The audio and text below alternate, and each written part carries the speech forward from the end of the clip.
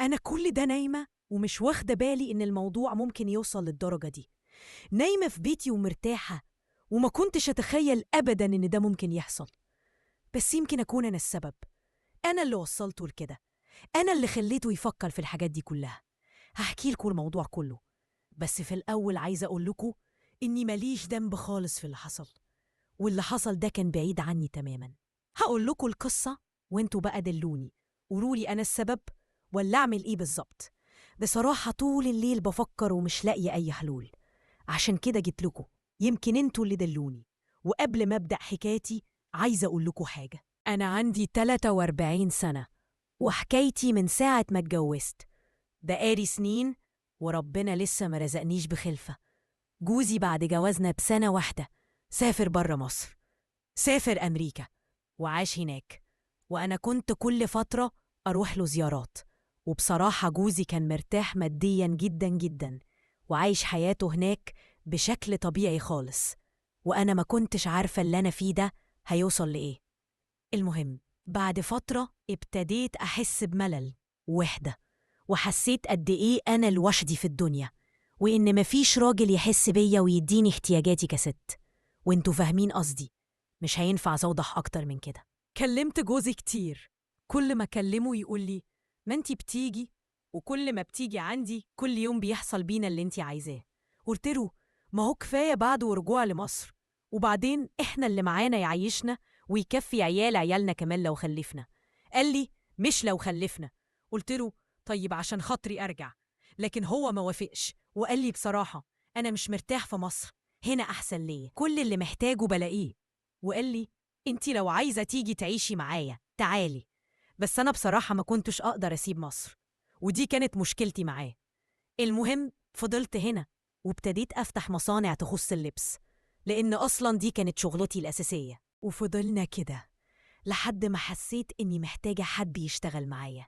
في الفترة دي لقيت أختي بتقولي على ابنها إنه لسه متخرج من الكلية وعايز يشتغل، هي قصدتني أنا عشان أشغله.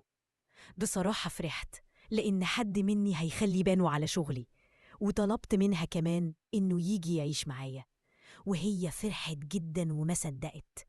تاني يوم على طول نزلت جبت له أوضة شبابية جديدة من أحسن صالة موبيليا، وكمان جبت له كمبيوتر ومكتب، وخليته يجي يشوفها. وكان منبهر قوي بالبيت كله وبالأوضة الجديدة اللي جهزتها له.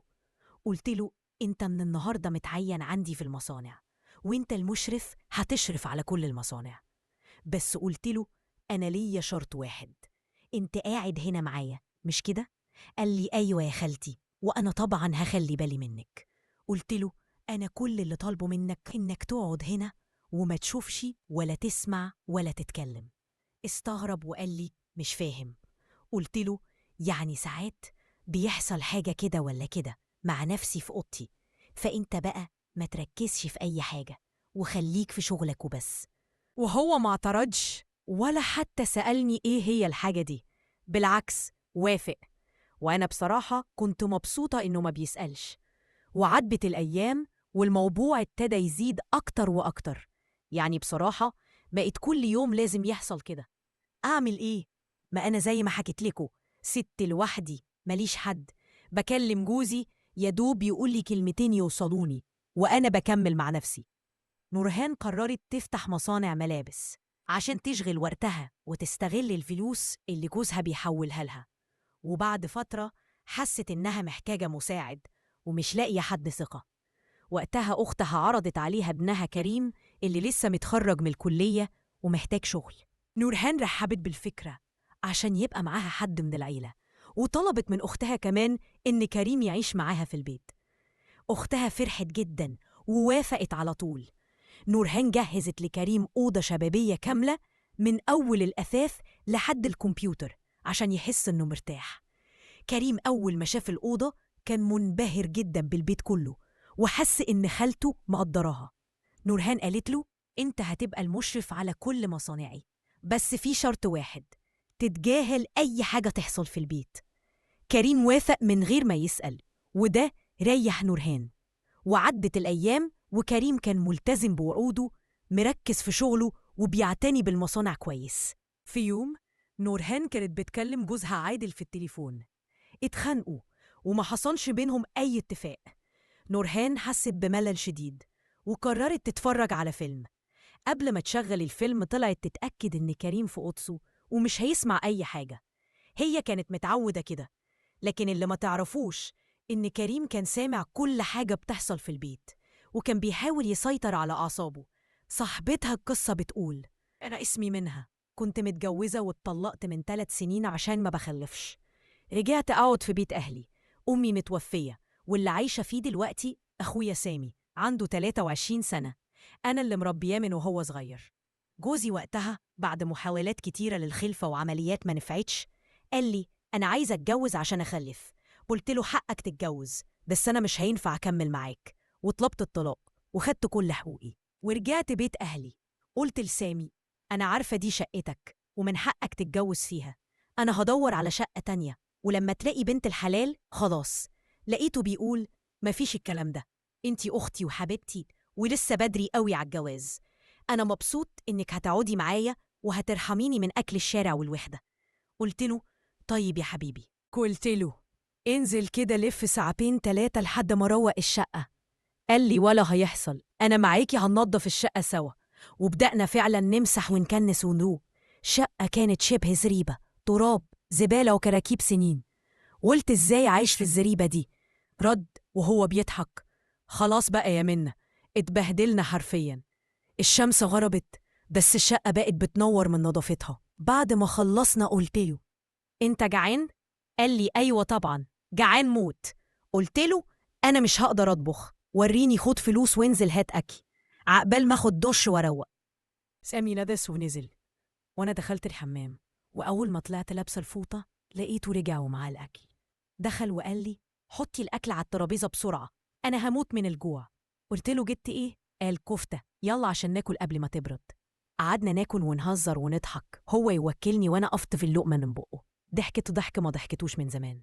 قلت له: يا سامي، ده انا من زمان ما ضحكتش كده. قال لي: خلاص، من النهارده هتضحكي كل يوم. بعد ما خلصنا رحنا نغسل ايدينا. هو كعادته ما لقاش فوطه، راح نشف ايده في الفوطه اللي انا لابساه.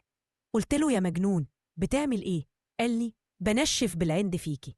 وراح منشف بقه كمان. قمت ضرباه على كتفه، راح هو ضاربني.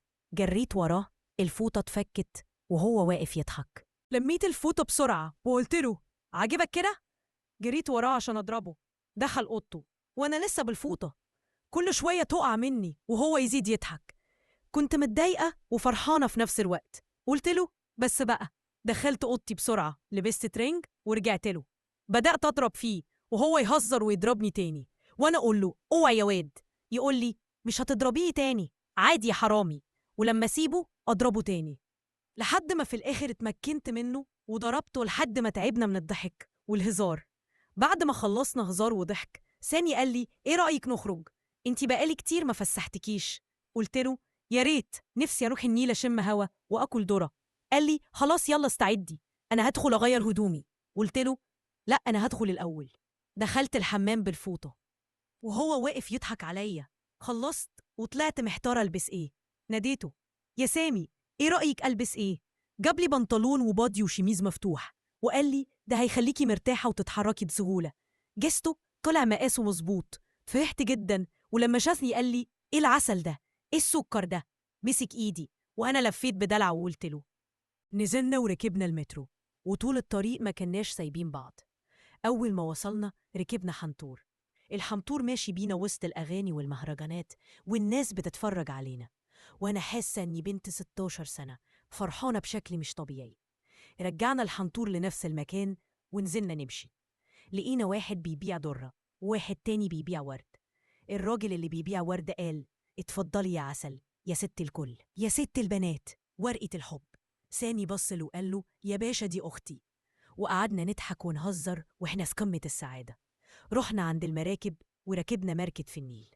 سامي قاعد جنبي مشغل أغاني، وأنا قلت له: عارف يا سامي، نفسي أرقص. قال لي: بطل هبل وجنان. قلت له: عشان خاطري أنا مبسوطة جدا. وقمت رقصت على المركب. حسيت إني طايرة من الفرح، أول مرة أحس إني عايشة بجد. لقيته قام معايا وابتدى يرقص جنبي، وكان يوم ما يتنسيش. بعد ما خلصنا طلعنا على الكورنيش نمشي سوا.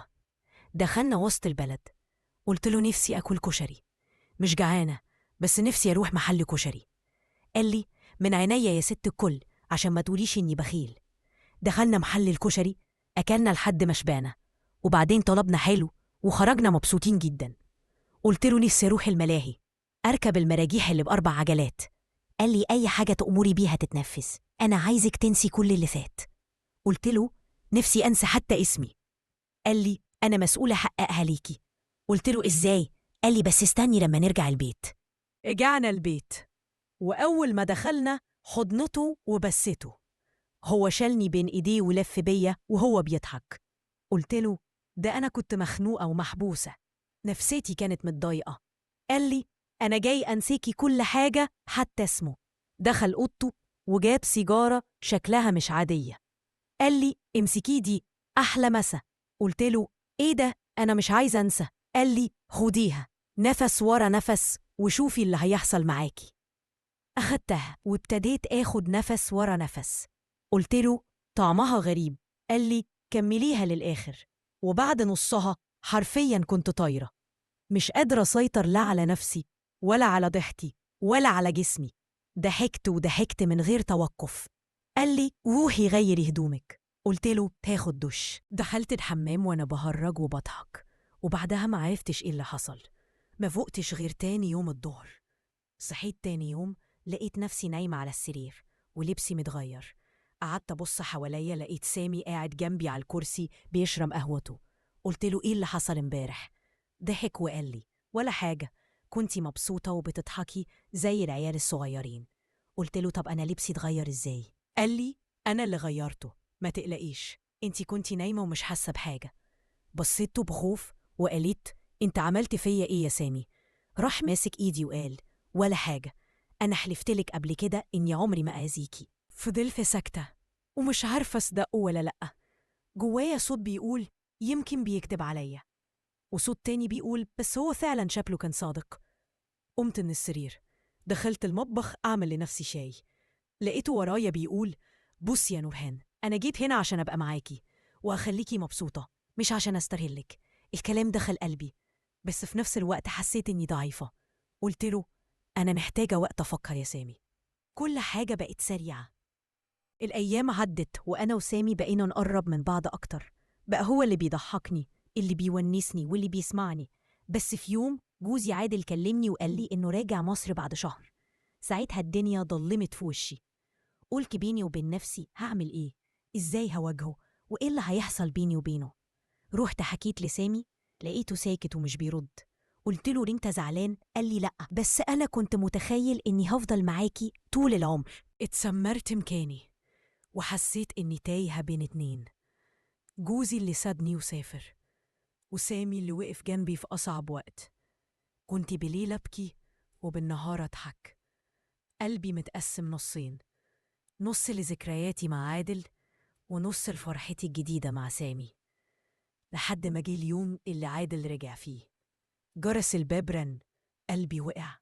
فتحت الباب لقيته واقف قدامي شايل شنطة سفر. بصيت ورايا لقيت سامي واقف في الصالة. واللحظة دي كانت البداية الحقيقية لنهاية قصتي.